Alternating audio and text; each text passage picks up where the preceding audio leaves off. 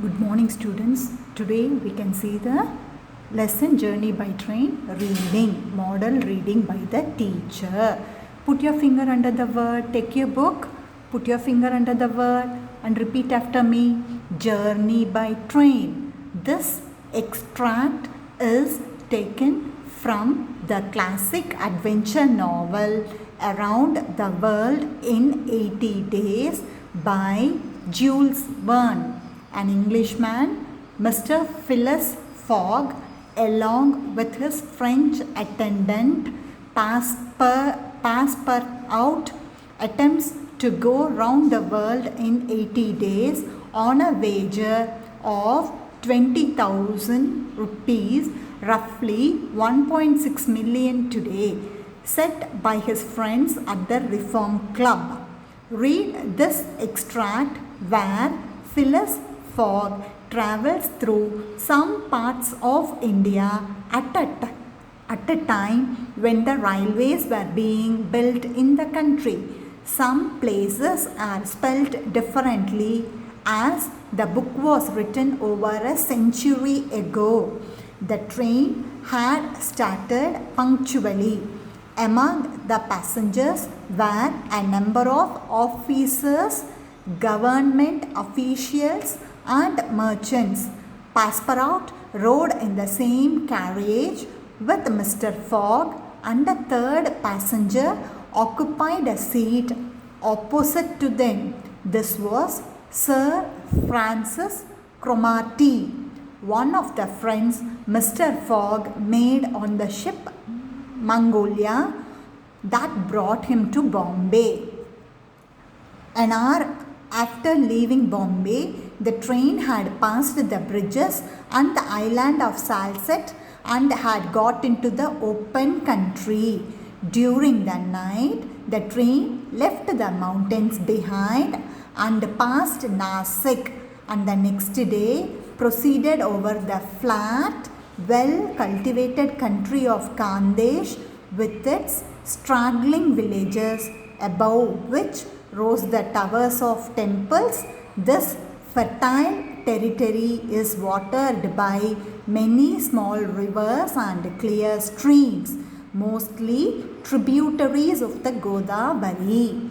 Once again, I will read the lesson. Repeat after me. This extract is taken from the classic adventure novel Around the World in 80 Days by Jules Verne. An Englishman, Mr. Phileas Fogg, along with his French attendant Passepartout, attempts to go round the world in 80 days on a wager of 20,000 rupees, roughly 1.6 million today, set by his friends at the Reform Club. Read this extract where Phileas Fogg travels through some parts of India at a time when the railways were being built in the country. Some places are spelt differently as the book was written over a century ago. The train had started punctually. Among the passengers were a number of officers, government officials and merchants. Passepartout rode in the same carriage with Mr. Fogg, and a third passenger occupied a seat opposite to them. This was Sir Francis Cromarty, one of the friends Mr. Fogg made on the ship Mongolia that brought him to Bombay. An hour after leaving Bombay, the train had passed the bridges and the island of Salsette and had got into the open country.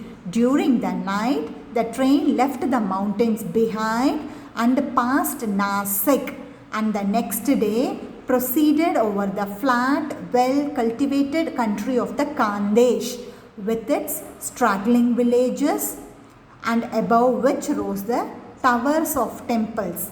This fertile territory is watered by many small rivers and clear streams, mostly tributaries of the Godavari. So you have to read most of the words are new to you, so you have to keep on practicing, then it will be easy for you. Now come to the next page. Passepartout, on waking and looking out, could not believe that he was actually crossing India in a railway train. The locomotive,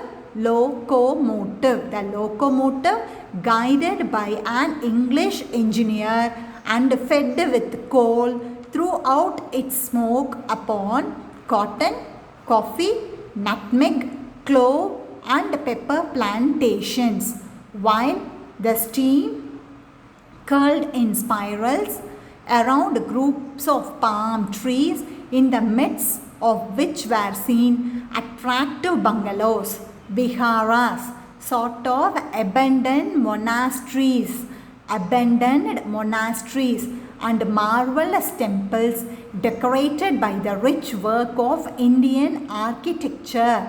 Then they came upon vast areas extending to the horizon, with jungles where snakes and tigers lived.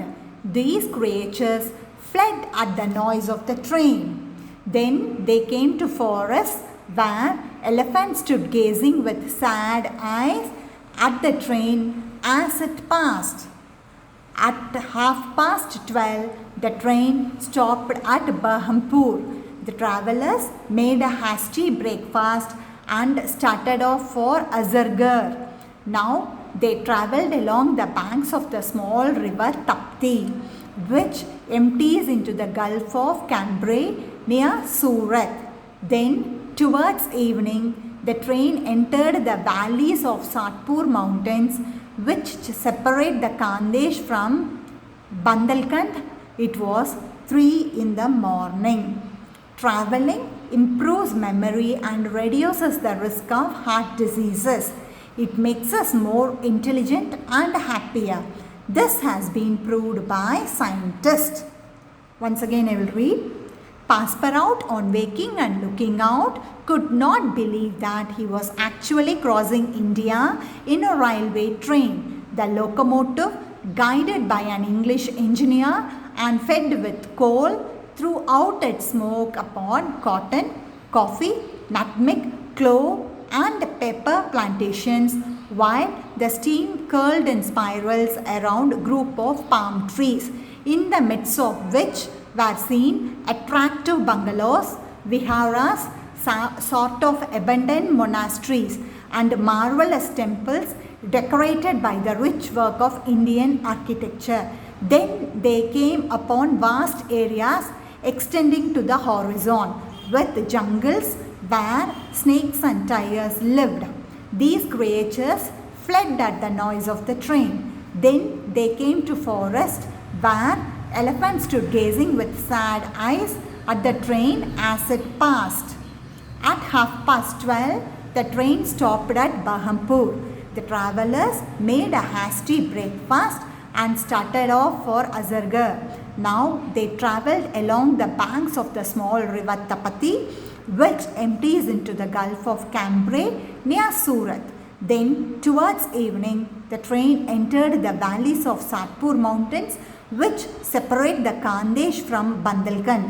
It was 3 in the morning. Travelling improves memory and reduces the risk of heart diseases. It makes us more intelligent and happier. This has been proved by scientists. So read and practice.